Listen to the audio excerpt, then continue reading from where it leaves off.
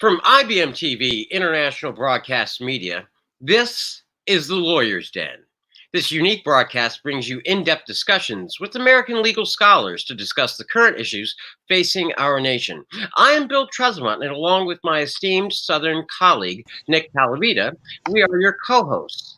Nick, will you please do the honors of introducing our guests? Yeah, some of these people just have a glutton for punishment, and for the guy who's coming back for many times is a JDLM attorney from Salt Lake City, licensed before the Supreme Court of the United States, has a huge following in the Intermountain West. Let's introduce to ourselves.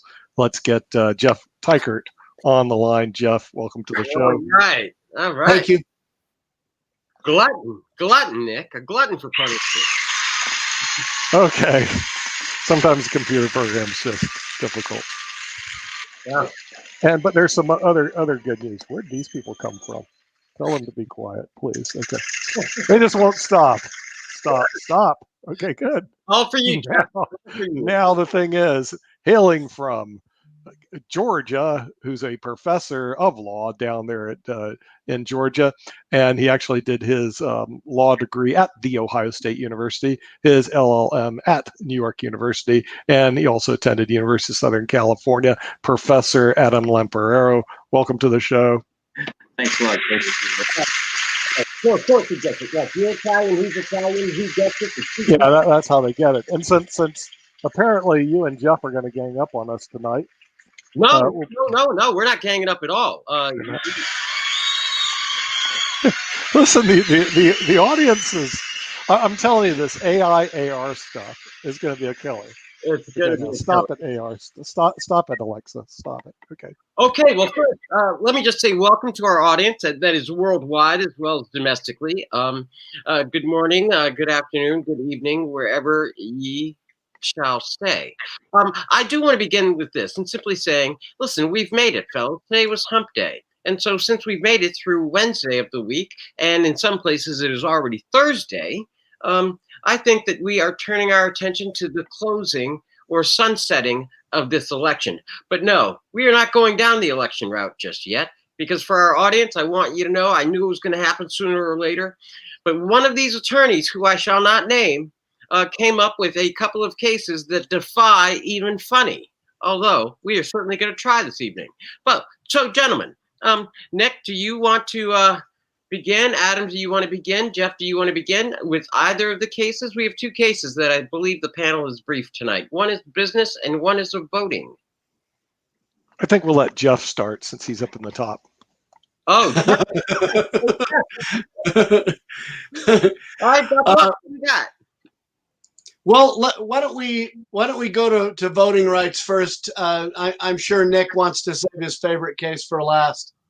Okay. Well, then certainly. What we have is a voting rights case, and we're going to start to get into the issues of the voting rights cases simply because we are in that election season. And what we have is a case called, it is called Brenovich versus the Democratic National Committee. It hails out of Arizona. And in sum and substance, I will try to explain it this way. Look, in Arizona, they have two different types of voting places. When you register to vote, you can either go to and this is on a county by county level. So let's say Arizona is divided up into 10 counties.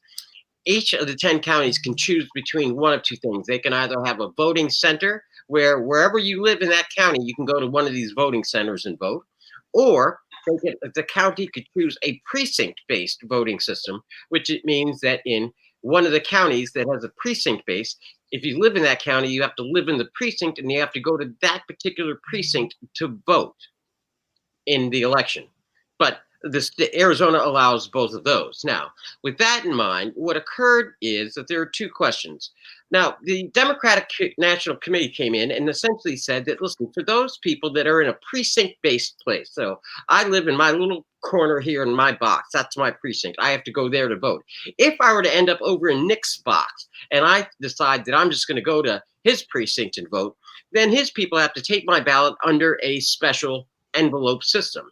And what ends up later is they count all the other votes and they come to my vote and they say, nah, Bill voted outside of his precinct. So therefore they throw my vote out, even though I'm qualified in all other respects, just because I went over and visited Nick and took him to the voting booth because he was an invalid and somebody had to push his wheelchair. So question one is that a violation of Section 2 of the Voting Rights Act? Now, here's the other one, and this gets a little bit sketchier. So the Republicans in Arizona said, hey, listen,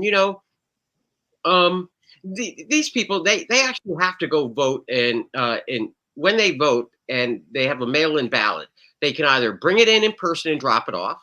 They can take it to a designated spot and drop it off. Okay, but they cannot allow somebody else to come in and pick up their ballot and deliver it for them, otherwise known as, what'd you call it, Nick? Vote harvesting the other day? Or was that you, Adam? It had to be Adam. I don't do vote harvesting. No, I Adam said butterfly ballot. What? He said butterfly ballot. I think it was Butterfly you. ballot. In any event, so what happened was that the legislature in the state of Arizona, the Republicans said, hey, listen, you can no longer harvest the ballots. You can't have one person go around all the houses and collect all the ballots and then just go drop them off, which is something I think the United States Postal Service does when they come and they pick up your ballot, collect it with all the other ballots, and then take it off and deliver it to the whatever.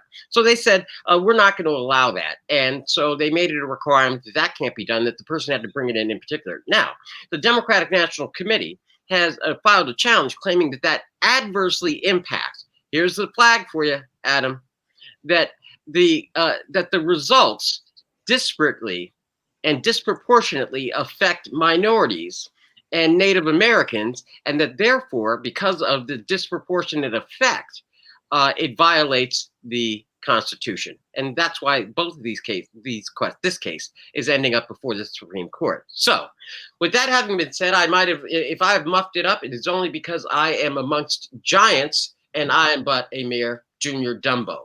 So let's start with Jeff. The JD. Which you want to take question one first, the out of precinct voting, or you want to take the juicier one, the disparate effects and the violations, because it is oppressive to the votes of minorities and Native Americans? Well, I mean, as I understand it, the idea of that the DNC is pushing is that if somebody votes out of precinct and they weren't supposed to be voting for certain offices, that you would take whatever offices they were eligible to vote on and count those votes. I have issues with this on a couple of different levels. One is, I guess maybe I should reach the second issue and then state what my objection is. The second issue, as I understand it, is that they're suggesting that there's a disparate impact on this ban on out of precinct voting, that it disproportionately affects minorities. And I don't believe that can be what we call in the constitutional law community a facial challenge. I mean, it's not directly on the face of the policy that doesn't necessarily follow that minorities are not bright enough to vote in the right precinct. Huh. And I don't necessarily buy that. It's an as applied challenge, I think, because they're saying that for whatever reason, minorities are going to vote in the wrong precinct more often than the majority.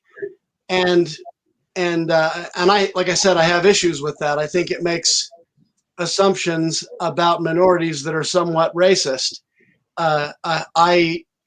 I think we can assume we don't want to make voting so difficult that you have to sort of solve the Rubik's Cube to do it. But I don't think it's too much to ask that people vote in the right precinct and deliver their ballot where it's supposed to go. And they have several options here to deliver their ballot. So okay.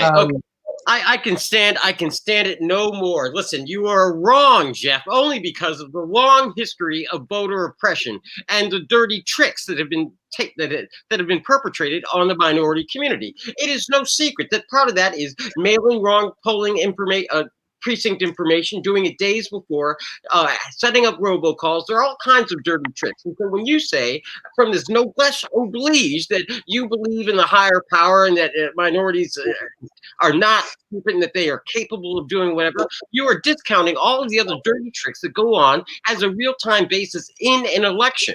So sure, on its face, you would say, well, it would be reasonable. People would be able to go to the various places. But in practice, for over, I'd say 400 years at least, because they couldn't vote, and then they could only vote, and then they couldn't vote again, and then there were poll taxes, and then there were literacy tests, and then there were guess gumballs, and then it's like guess your precinct. So absolutely not. I think the disparate impact is enough of a basis to provide a facial challenge, and it ought to be challenged in order to correct the long-standing history here in the United States of undermining the minority vote. Nick, Adam? You may want to go to Adam first before you listen to a voice of reason sitting over here. It's obviously not a good thing when any policy disparately impacts minorities or any particular group. The question, though, is there a constitutional violation here? And I agree with the district court and the panel in the Ninth Circuit. Personally, I believe that disparate impact jurisprudence is fatally flawed and should not even be a part of equal protection jurisprudence unless you can show some intent to discriminate. I mean, in Ricci versus DeStefano, for a 5-4 court, Justice Kennedy held in a case where an exam was given to firefighters and that disproportionately impacted the African American community, that the disparate impact in that case wasn't enough unless there was some evidence of an intent to discriminate, because disparate impact occurs in a variety of contexts. The vast majority of people who are convicted of felonies are men. Does that mean that the criminal justice system is biased on the basis of sex? No. There's got to be something more, in my opinion, than just a disparate impact. There has to be at least some intent to discriminate or some obvious or unconscious bias at work here. Something more than just, it affects one group too much, so therefore it's unconstitutional. Okay, fine. No, and I certainly understand that argument, Adam, except that I'm shocked that it's coming from you who just mere moments ago argued that our new Supreme Court Justice Barrett, being a practical person, would take a look at the impact and the effects of whatever decision she would render, even as an originalist, because you said, being of sound mind, that in fact, any rational justice would indeed look at the impacts and the effects of a decision and take them into account when reaching their decision. And isn't that the same thing as looking at the effects or the disparate impact of a policy as adversely affecting one group? That's looking at the impact and the effects. And under your previous theory the other day, see, you're constantly shaping your arguments to fit an outcome, which makes you an activist. And I can't believe it. But yes, I'll give you a moment to think about it, because I think you're blushing. Nick, are you the voice of reason? Because I'm plugged in here in my corner, and right now it's 2-1, and I'm a caged animal, Nick, and I'm very, very dangerous. Yeah. I see that this has lit you up, Bill, but that's okay. It's about time, because I certainly enjoy listening to everybody on the panel talk about 16th century technology, which is what all you guys are arguing about.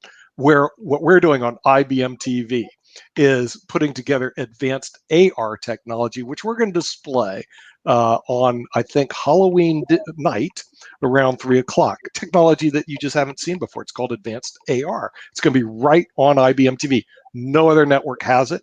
You've seen a little preview, Bill, of our advanced AR technology. Okay, so let's bring you guys into the 21st century. I know that's going to be hard, especially in the legal profession.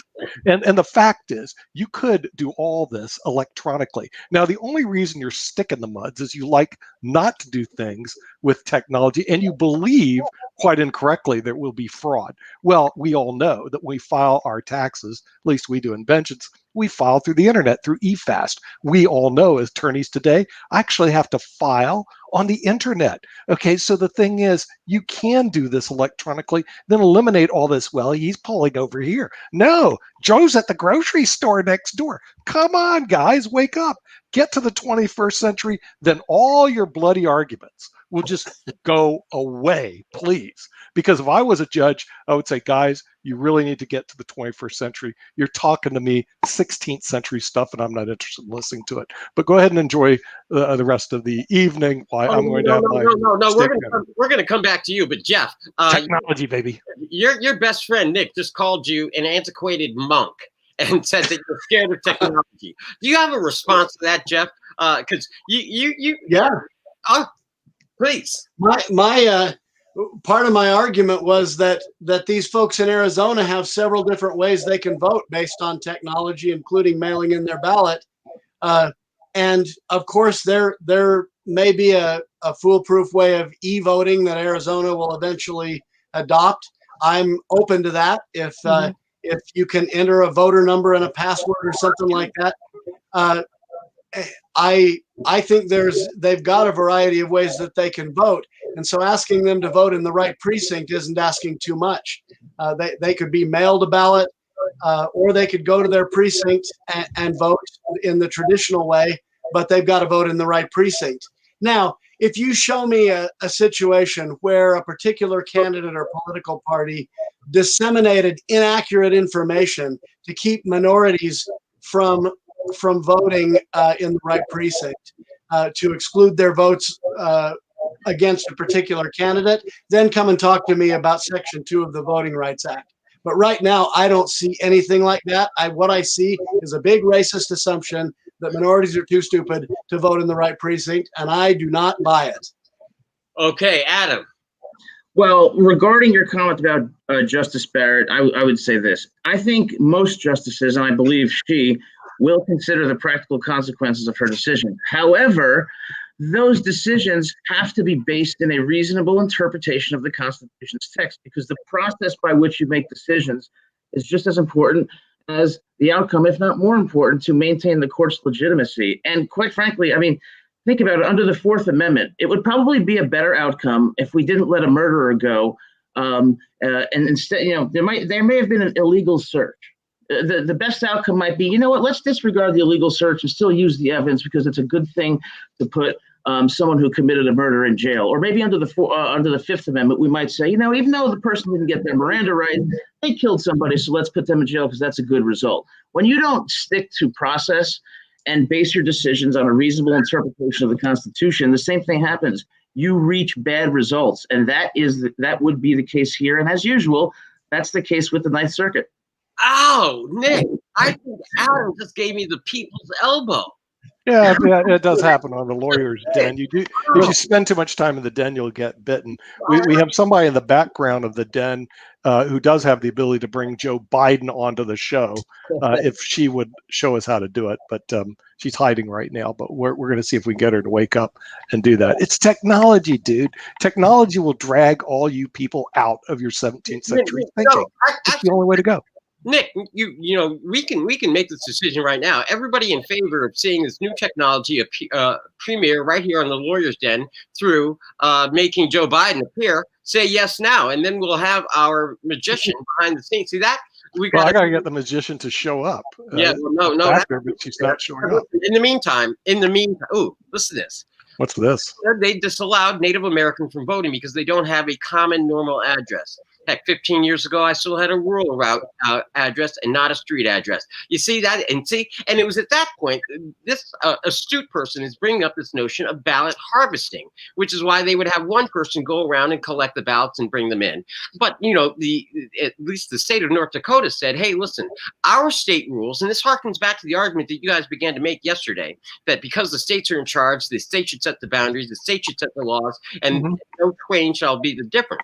But the states have said, no, you have to have a physical address. Well, because Native Americans live on reservations, they don't organize a society that way with regard to actual street addresses. So the state of North Dakota is not allowing the Native Americans to vote. What do you guys make of that?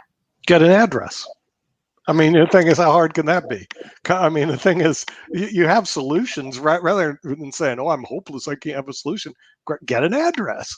I mean, Lord, how hard can that be? Well, because then, listen, sorry, go ahead, Jeff. Well, the example that comes to mind is I lived in American Samoa for 2 years when I was doing my judicial clerkship.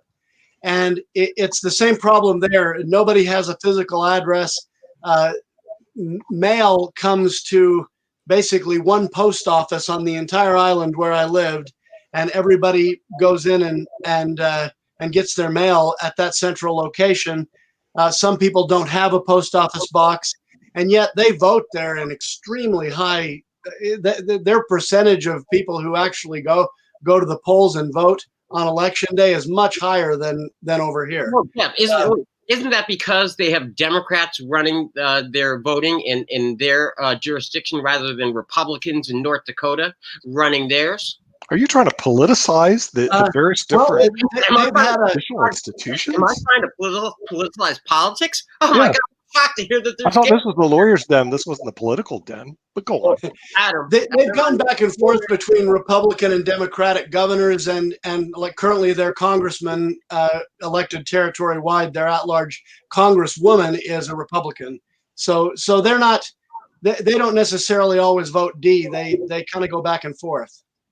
Okay, well then fine. I certainly understand that, but it seems to me that at a base level, what trumps all of it is this idea that you're committed to an expansionary infringement policy. That is to say that in a democracy or a representative democracy, which is what we have, or a republic, however you want to call it, which is not a dictatorship, Nick, that what we would do is we should err on the side of encouraging.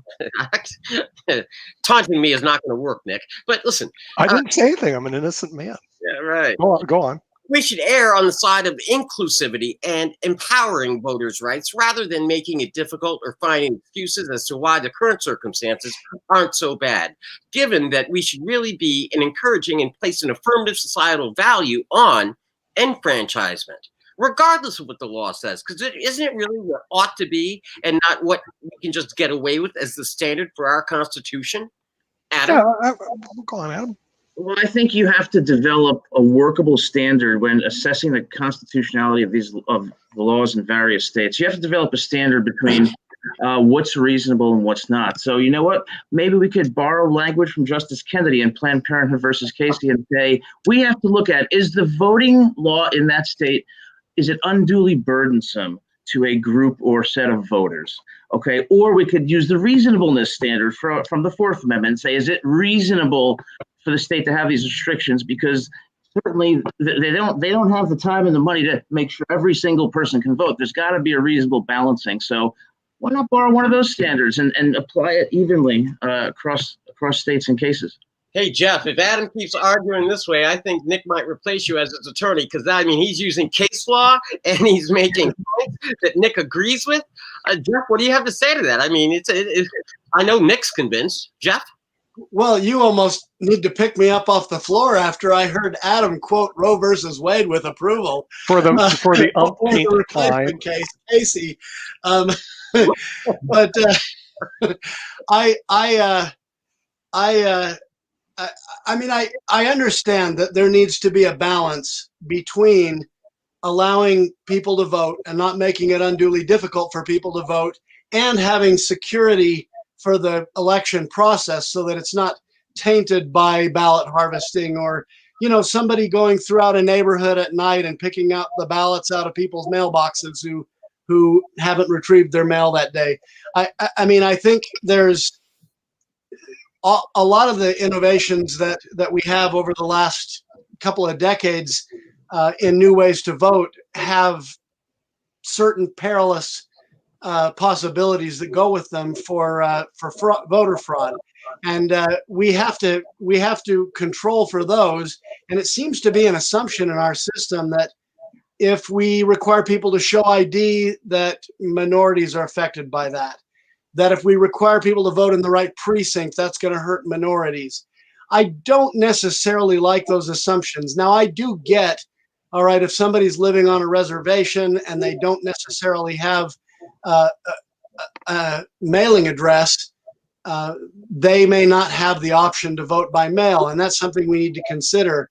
Having said that, I think what is required to conduct a fair election in South Dakota is going to be a lot different from what's required to conduct a fair election in East LA. And that's one reason why I think trying to come up with a uniform national standard for what is a fair election and what voting practices are going to get us there uh, is wisely located at the state level. And I don't want to see a lot of broadly applicable standards, handed down by the Supreme Court as to what makes a fair election everywhere for that reason. Okay, listen, Nick, do you want to go first, and or may I?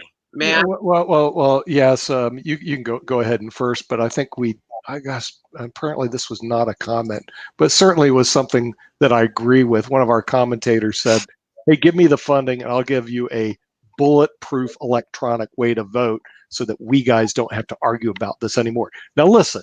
You're broadcasting to 122 countries, okay? And they're listening to us stumble over ourselves because we can't figure out how to vote. This is ridiculous when we're the world's largest economy and we have internet capabilities everywhere. I buy and sell hundreds of thousands of dollars worth of real estate, millions of dollars worth of pension funds all through the internet, and you guys can't figure out how to vote.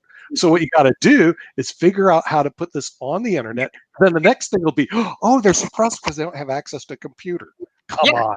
The thing is, what we need to do is then upgrade our game, baby, so that make sure everybody is internet savvy and has internet capabilities so they can vote through the internet and eliminate this paper Chad stuff or whatever you guys are talking about. I do agree with one of the commentators. Bring that on and let's get this thing done so we can do something useful with your time. Okay. Well, listen, I am not unmindful of that, of the basic notion that says, how long do we have to continue to keep an eye on what has come before and the damage that was done? Because most people, they're just like, listen, it didn't involve me, and why can't we just move on? Well, fundamentally, we can't move on in all seriousness is because we have trained generations. And Nick, you have explained this so well in so many shows on Economic Mondays. It's essentially this. When it comes to the gap of financial illiteracy in the United States, and those who are without are principally without because, in some respects, they are not brought up within an educational system that teaches them about how to make and retain money. Yeah.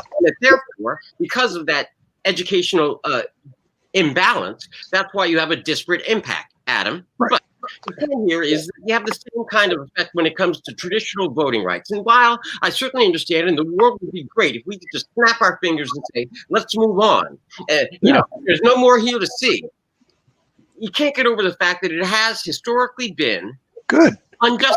No, I totally agree. You can relegate this whole argument to some history teacher who teaches about this 20 years from now. Oh, did you know that years ago people, and all the young kids are going to go, what? They used to vote by mail? They're going to be voting by their bloody cell phones 20 years from now, Bill. I mean, wake up. So the thing is, what will happen in the next 20 years, this, which has more computing power than getting people to the moon, will be your little voting thing. And people will vote, and they'll say, do you remember all those voting suppression cases? Oh, yeah, that's taught in history 801. Or something, History 101. Come on, you'll be dead. Future generations, so that they don't have to waste. It ain't going to be future generations. It's going to happen within 20 years, maybe sooner, Bill. Look, fine. Then I'll demur to your argument regarding the future and where the future may be with regard to voting. But I challenge Jeff and Adam. Isn't it true that while we are in this in-between stage, getting to Nick's Shangri-La, that we still have an affirmative responsibility to deal with those issues that are impacting on the ground right now, such as Native Americans' disenfranchisement through the vote because they simply don't have an address that's imposed by some pernicious party organization that happens to be in control of the state at the time. And Adam, you certainly have to recognize that there is a lingering effect with regard to oppressive voting rights tactics employed by various states, most notably those states in the South, which has mandated that the Justice Department from time to time has had to step in to put those states under supervision. So those are things that are still facts on the ground. And until we get to Shangri-La, or until Nick finds his oasis in the desert, don't we still have to actually address these issues now? And that's why it's coming up to the Supreme Court. Jeff or Adam, which one first? Shangri-La or dealing with today's problems? Jeff?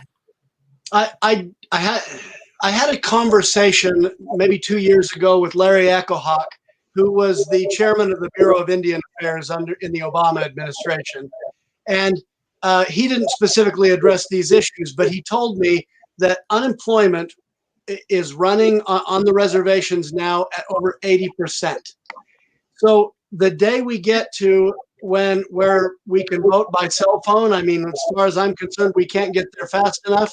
But if there are people on the reservations left behind by that, and only 12% of them have cell phones, and I don't know if that statistic is right or wrong, but I do. Bill might fall off of his chair with me saying this, but I do agree that there are issues that have to be addressed like that, because in the new technological world, we can't necessarily assume that every person who would like to vote has access to a cell phone or a computer. Now, 20 years from now, that might all change. The Shangri-La moment might come, and even the poorest of the poor have a cell phone the way most of them have a TV now. I don't know if that's where we're headed, but I do think in the intermediate time, voting by computer or voting by cell phone is going to disadvantage the poor, whether they're on a reservation or, a slum somewhere in the inner city. So I do think that that's something we have to address.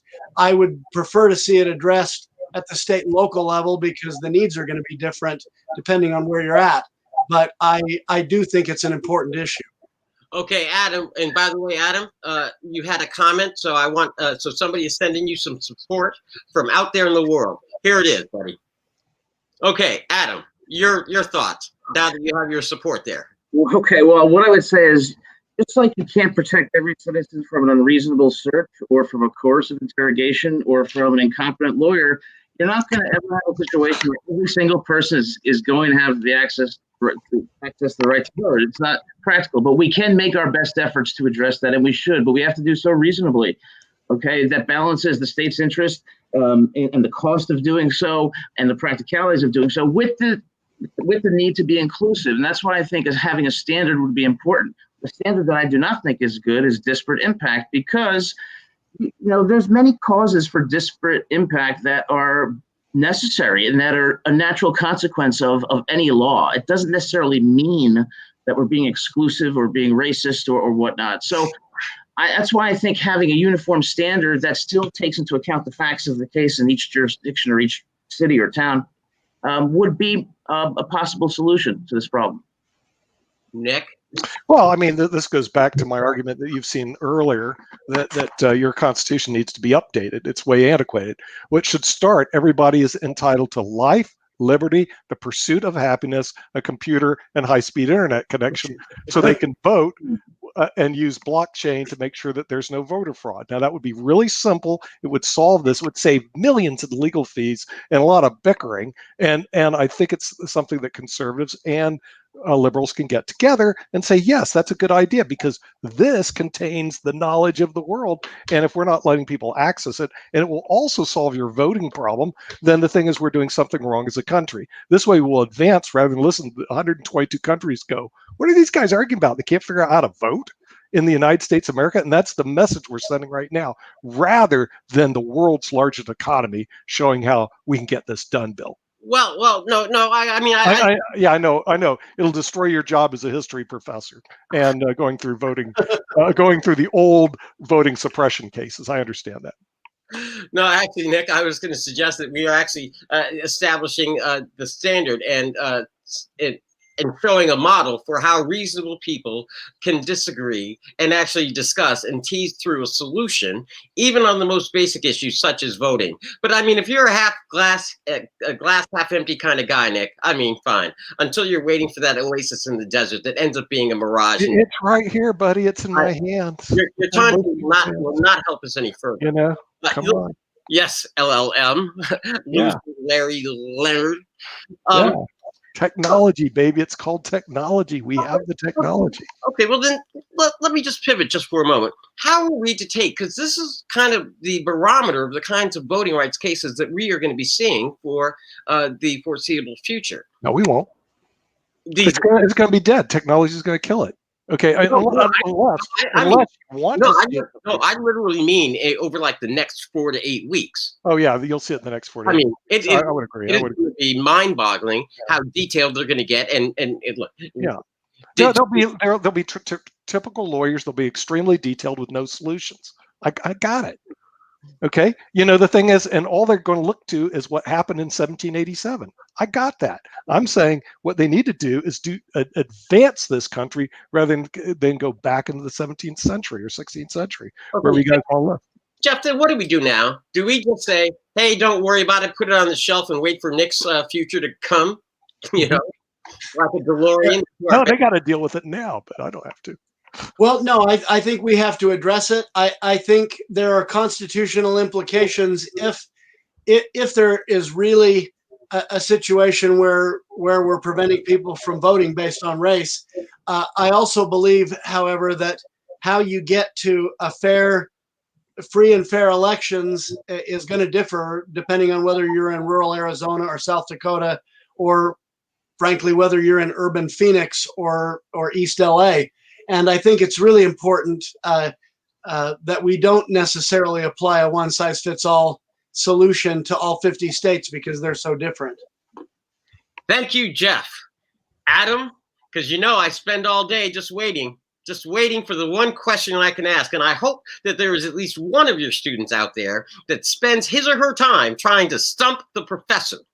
Because this is what I wanted to ask you, Professor. You advocated yesterday for a 50-state divided United States, or divided states of America, where we had, and I think that you said, and I quote, if I kind of remember, don't quote me on that. I'm just a JD. I think you said the ideal is to have 50 different solutions out there, and yet here you are stumping for one standardized approach. What gives, Professor? I'm not advocating for a one-size-fits-all solution. I'm advocating for a uniform standard that will nonetheless be applied differently based on the facts of the case in the specific place in which it's happening. So I don't think that the undue burden standard in Casey doesn't necessarily make some laws unconstitutional regarding abortion and some laws constitutional across the board always.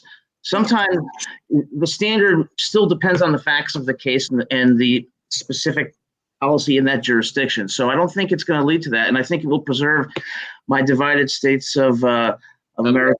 And if you want to solve the whole democracy problem, really, what you can do is you could just do away with democracy, and you could have a board of intellectuals governing us, and that might be a good solution too. I like smart people. Okay, Nick, I think that's a step closer to your dictatorship model. How do you feel about a board of intellectuals? A board of intellectuals, yeah, having smart people make decisions, that would be a lot better, because you actually do have a lot of smart people in this country. But again, the overhaul of the Constitution, life, liberty, the pursuit of happiness, access to the internet, high-speed broadband, and on top of it, absence of hunger, poverty, and add on universal health care. Just put that in the bloody Constitution, dude, and move forward, as opposed to spend enormous amount of resources stumbling over all this stuff. But see, that would be too simple. However, you get a lot of smart people in the room, they'd say, boy, that's a pretty smart solution. And then take that old document you guys worship, okay, and take it and put it in the fireplace, burn it, and get a new one that's actually based in the internet so people can read it. You don't need to read these old documents. Oh, wait, okay. They'll be in the history books, which you like to teach. No, Nick, that raises a very interesting thought for me, and that is, would we allow the Constitution then to be amended by the by people revising it on Wikipedia? When well, actually, that sounds like a good idea. I would take that possibly as a friendly amendment, because the thing is, some of the stuff that's updated actually is beneficial. I do go to Wikipedia a lot, and there's ssrn.com for research. So yeah, but see, that would be a true democracy bill, and we're not into true democracies. No, actually, that idea, to put it up on Wikipedia and have the entire nation be able to edit. You know what? You'd probably have a better document than you have right now. You would agree. No, wherever there was a little thing that says citation needed, we could issue an Adams advisory opinion. I think that would be a better solution than worshiping that old document in 1787 that the ink has been dry and the thing's curdling up and not servicing a useful purpose right now. Okay. So the thing is, a Wikipedia and having a true democracy, having everybody involved in the update of this antiquated Constitution would be a favorable amendment. Bill, you're brilliant. I'm glad you came up with that idea. Oh my God! Listen, I'm now going to turn to my one friend. That Yeah, I know you're having a rare moment of brilliancy. I understand that. Okay, that's good. No, I am going to turn to my good friend Jeff, and you know why? Jeff happens to have a unique bust in his office. Jeff, do you want to tell us what that is about and why you have that in your office? Yeah, well, I have a bust of George Washington. George Washington was the first big celebrity in the United States. Every portrait painter of his age wanted to paint his portrait, and there were a number of them. And he got sick of sitting for portraits, and so one of them, I think it was Gilbert Stuart, but don't quote me on that, said, "Well, what we're going to do then is make a plaster cast of your face. We're going to make a life mask, and we're going to have you. We're going to pass that life mask around to portrait painters, and they can paint your portrait." And so that's what they did. The bust that I have in my office is made from Washington's life mask, but the artist that sold it to me put the hair on, the eyes in, and the clothes on it. No, I understand. And Jeff, I think we have an interested person who is. Yeah. Joe Biden has just arrived. Remember, I promised you Joe would arrive on our television show. Joe Biden has just arrived on our TV show. This way, the whole world can see Joe. He's been pretty busy traveling, but he's travels the internet superhighway and now has arrived. But Joe is magic, really. Not only does he wear a blue tie, you can actually change it to different things. It's a little difficult. We can change. There's a metamorphosis that could take place. Joe, can you metamorphose into something else as we get forward? Nick, please don't make light of what may be our very next president of the United States. I'm glad that Biden, meaning Professor Kimberly, showed up because of this particular reason. Adam, I think we needed some help with your 200-year-old argument, and Joe said, "I know things from 200 years ago." So he's here to help you, Adam. Do you need some help from Joe against Nick, who's constantly trashing your document? There we go, Joe. Say it ain't so, Joe. Say it ain't so. It ain't so.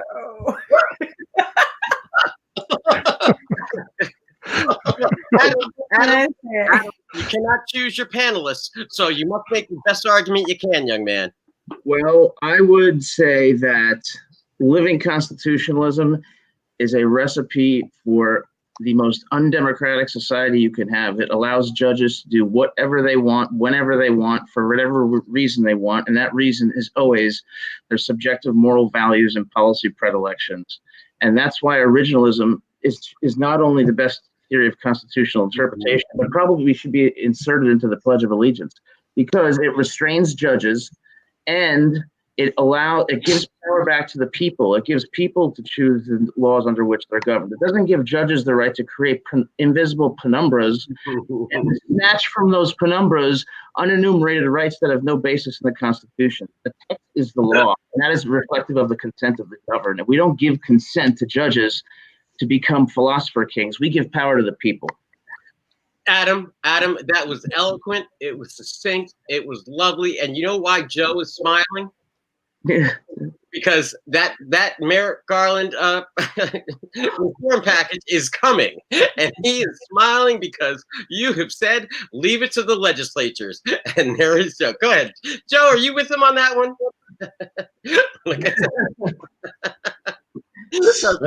Okay, Jeff. Jeff, what do you make of the argument that Nick wants to get rid of your 200-year-old document because he says it's old, it's dusty, and it's a fuddy-duddy and needs to be just done away with?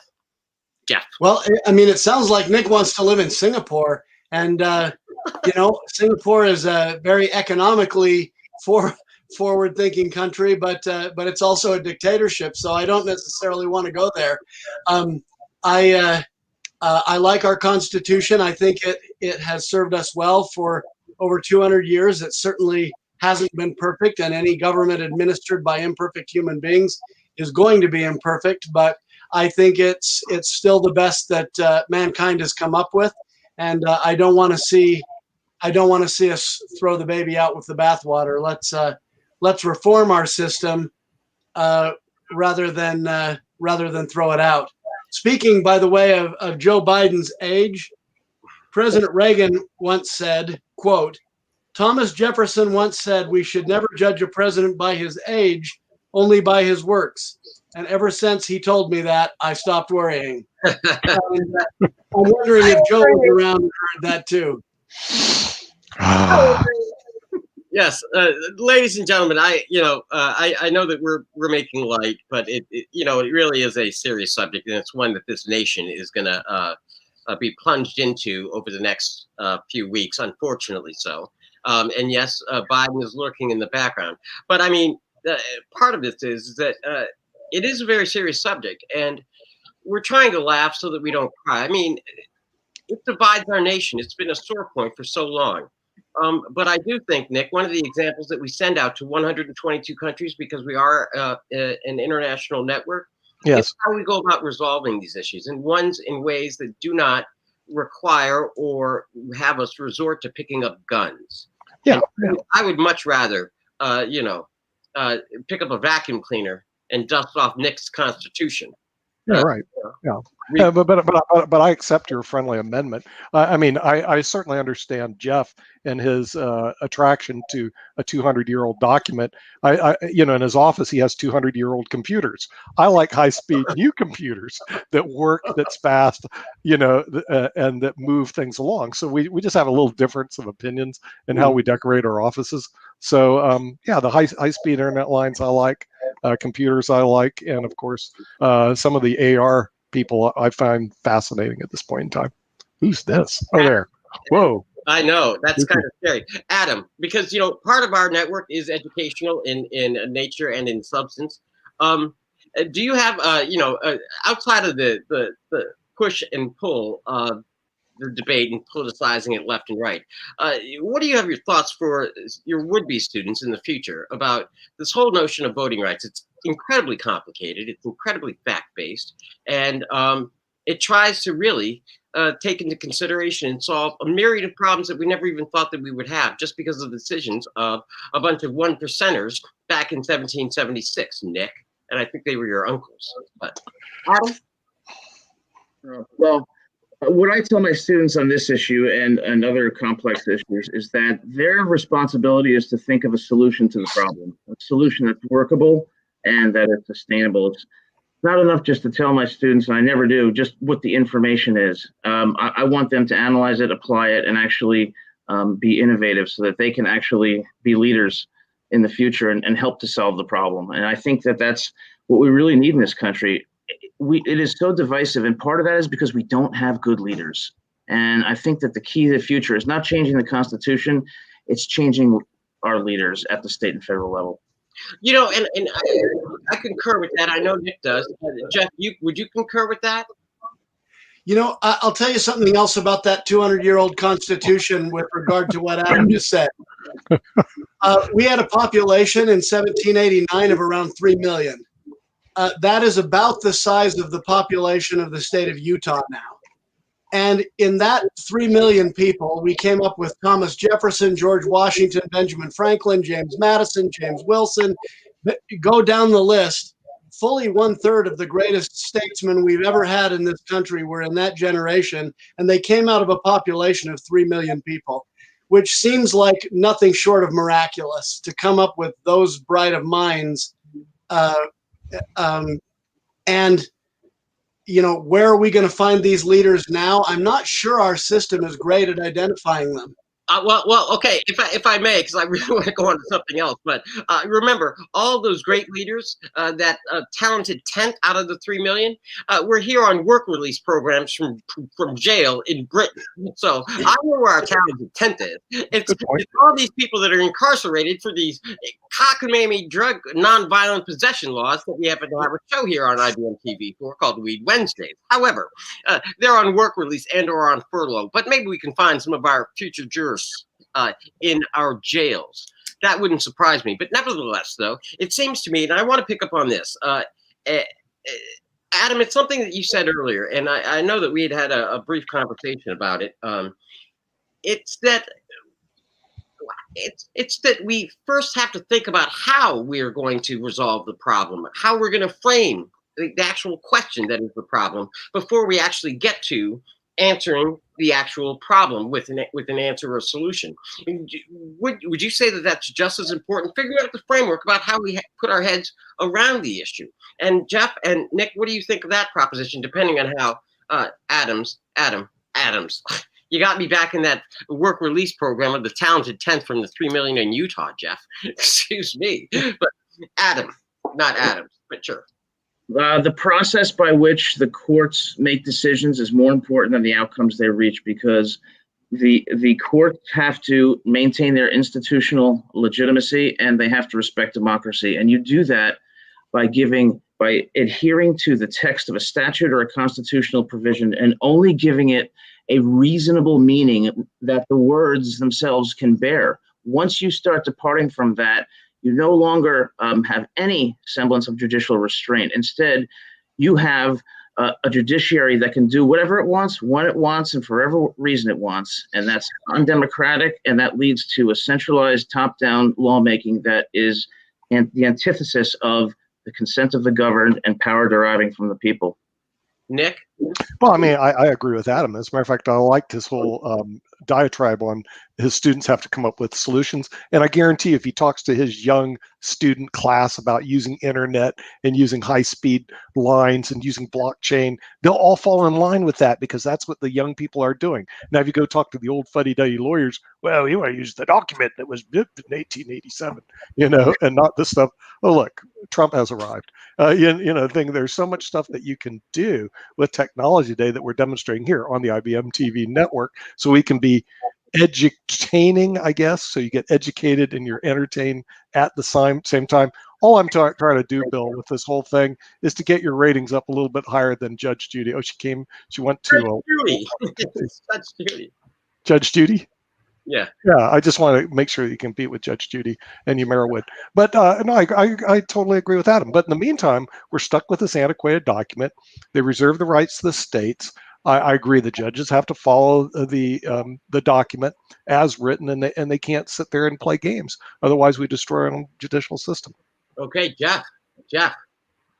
Well, gosh, a few minutes ago, people were talking about having a panel of really smart people making all the decisions, and I think that's the premise of the Warren Court when they thought, well, we can get the 9 smartest people in the government, the Supreme Court, to rule by decree and tell everybody what they ought to be doing. I agree with what Adam said about that as well. They've got to follow the Constitution and the statutes as they are written, and when there's a conflict, the Constitution wins. But it needs to be a real conflict, not a conflict they invented to implement their own policy preferences. So I think that's where we begin. It's fidelity to the law. Result-oriented is kind of an insult to a judge, but I think we've had too much result-oriented jurisprudence over the last half century. I also think that we need to be more mindful of the fact that we want to have a government that is of, for, and by the people, not of, for, and by the judges. Okay, So, then I have one quick, obviously it's going to be a dissenting opinion here with this August body, and that is simply this, that everybody says, and they make the argument in the vernacular or in the standard that, oh, well, we have to stick to what the rules are and what the law says and what the Constitution says. Except when the inconvenient truth is the Constitution rated certain people as not people, meaning women. It said that certain other men were 3/5 for purposes of counting for the census. The Constitution said a whole bunch of things that we now find and look back on and find reprehensible and not in keeping with our highest and best selves.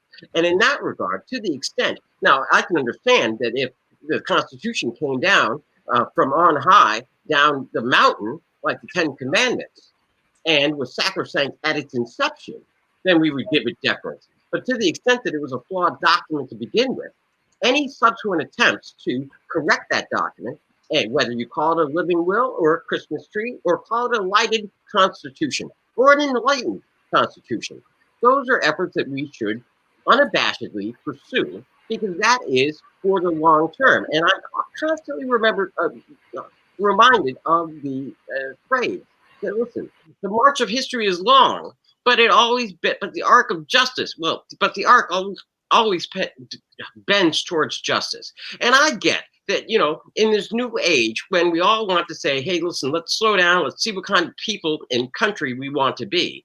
And they cite a document that says, yes, this is what we should put our faith in, except when that document was fundamentally flawed.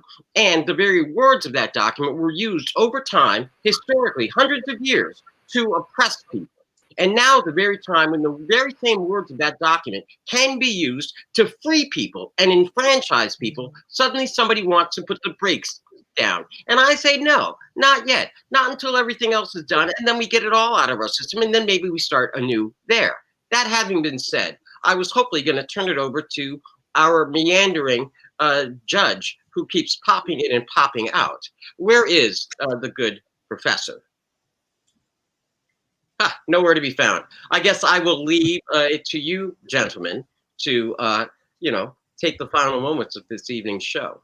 But I believe in full enfranchisement, even if it bends the limit of credibility. Yeah, well, I mean, Bill, you're actually going right through my argument that you need to get rid of this old document and relegate it to the history books. Flawed as beginning, had put so many amendments, how bad it was, and I would engage the students, and I like your idea of the Wikipedia page. In other words, let's write a new document, start from anew, and we do have more talented people than existed in 1787, where they only had 3 million people. We have 330 million. And I guarantee you the top people here today are much better than the top people that were around in 1787. They're bigger, stronger, faster, smarter. All you have to do is unleash the power of the people, and you'll see a better document than you see that was written in 1787. I rest my case, Counselor. Adam?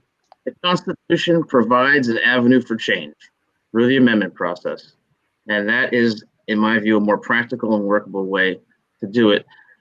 Starting from scratch would lead to a civil war. It would be an absolute disaster, in my view. So let's go the amendment route. Let's compromise, and let's work on making it better, not throwing it out. Jeff?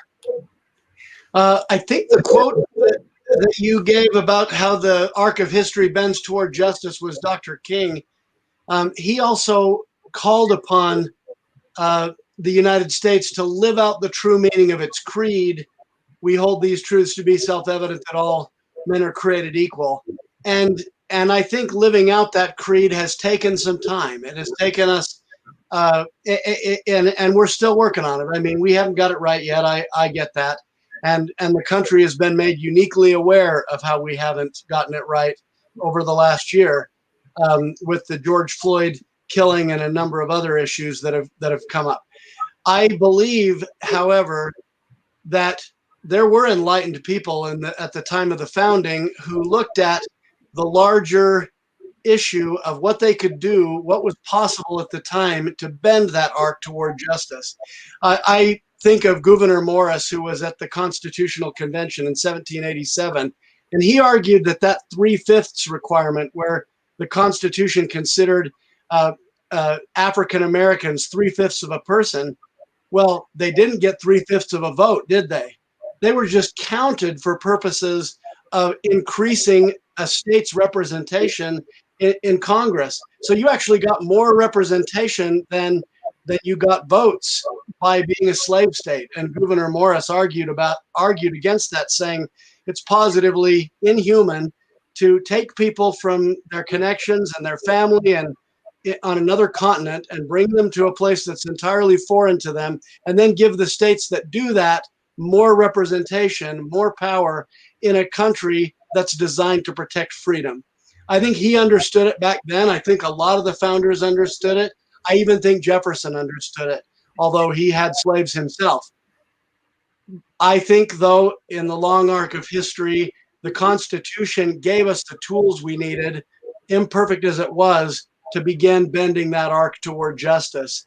I think, unfortunately, it was imperfect enough that we fought a civil war over it. But I think it was reformed after that as well, and it has been improved. I'm with Adam. If we're going to make changes, let's amend it. let's not throw the baby out with the bathwater. The basic concept of the tripartite system and the structure of our Constitution was fundamentally sound, and we need to keep it. Okay.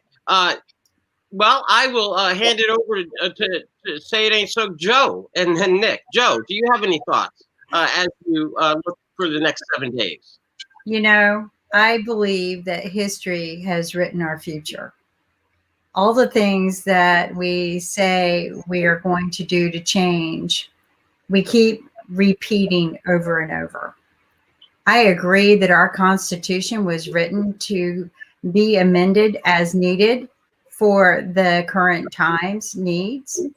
But I also believe that we are making the same mistakes over and over. And if I am elected president, I will make certain that we don't make those same mistakes. Okay. So Joe did not commit to packing the court, unfortunately. So Nick, do you want to land this plane? Nick, you're on mute. That's the best part of me, is when I'm on mute, by the way. But I'd like to thank everybody coming to the Lawyer's Den. We'd like to thank our special guests, Joe Biden, Jeff Tykert, Adam Lamparello, and of course, Bill Trezevant. And thank you all for coming to the Lawyer's Den, and we will see you tomorrow on the Lawyer's Den on IBM TV.